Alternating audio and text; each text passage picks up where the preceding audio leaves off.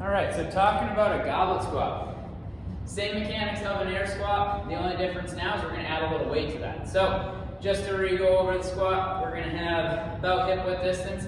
Toes can be out a little bit. We don't want to get too far out. A couple degrees is okay, but ultimately if you have the internal rotation of your hip, the more forward you can be, the more stable that's going to be. You're going to be able to create a little more torque through your hip, which leads to a lot more stability. So ultimately it's close together, but everyone's hip anatomy is different, so maybe out a little. Then from there, you're going to take a weight, you're going to bring it to your chest. This is called the goblet position. I'm going to cradle it in, and as a reference, I like my fingers to touch my shin or the weight, and then I'm going to pull my elbows in. Then from there, what I'm going to do is I'm going to take my inhale, filling my belly.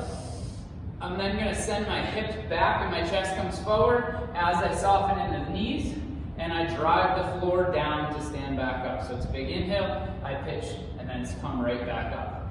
As I'm doing this, what I'm working on is keeping a neutral head.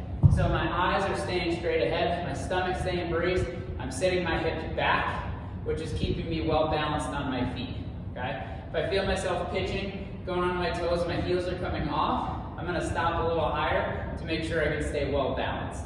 That's pretty important for protect the knees. The knees can go forward, they can go over toes, but basically the indication that you are too far is if your heels are coming up. If your heels are down, you're in a great position. As always, bracing as hard as you can, and then searching for your hips to fire.